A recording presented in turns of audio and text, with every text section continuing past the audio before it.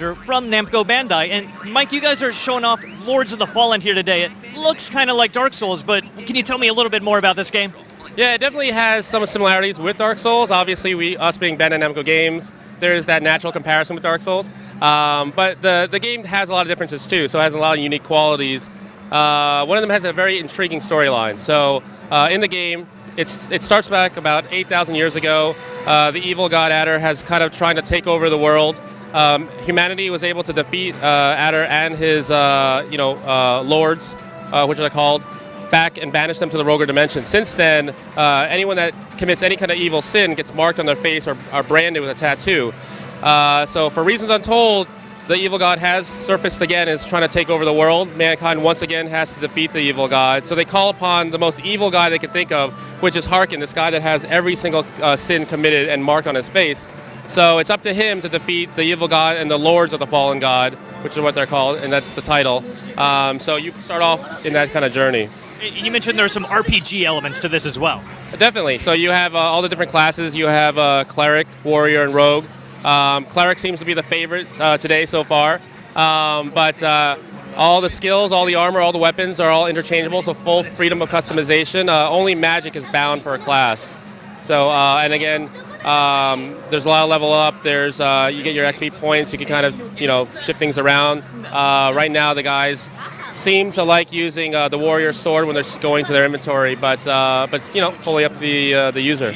And so the weapons and the armor that you find, they change the way that your character looks as well, so you can kind of customize how you look based on what looks really cool. Yeah, the lighter armor obviously looks not as beefy, I guess.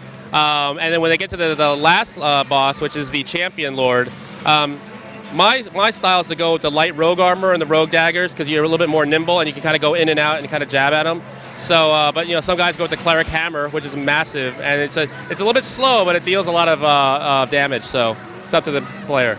And this does not look like an easy game, though. I don't think anyone is going to be, or some people are able to get through it the first time, but you get something special if you actually make it through this, right? You do. So what we have here for Comic-Con is the Catacombs Challenge. So this is a Catacombs level, and if you're able to survive all the way through the Catacombs Challenge, you get this cool exclusive shirt with the logo and Harken's image on the front that you can see here, and then on the back you have the Hand of God symbol.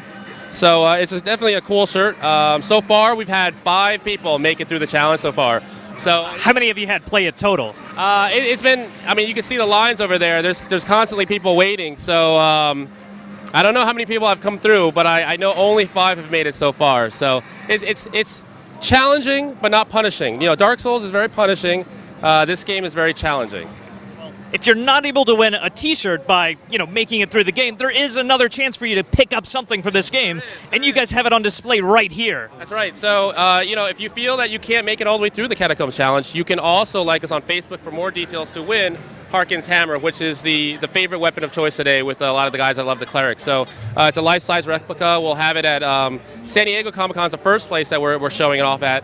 And then PAX Prime, New York Comic-Con will also do the same thing. So, at the end of Comic-Con, we'll pick a winner, and they'll get this cool hammer. It's a life-size replica, but I'm guessing it doesn't weigh as much as the actual hammer does. It's actually pretty heavy, though. It's not as metallic and heavy, but it's pretty beefy. We also have a Harken cosplayer walking around too, who also is wielding the hammer.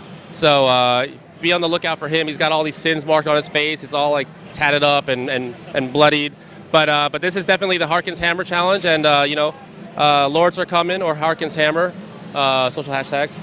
Well, very cool. And if you want to see more of Lords of the Fallen, we're going to have that on our stage show later this week. And stay tuned to this channel to learn more about Comic-Con. And don't forget to check out our Sins trailer that just released for Comic-Con that just came out today. So, cool.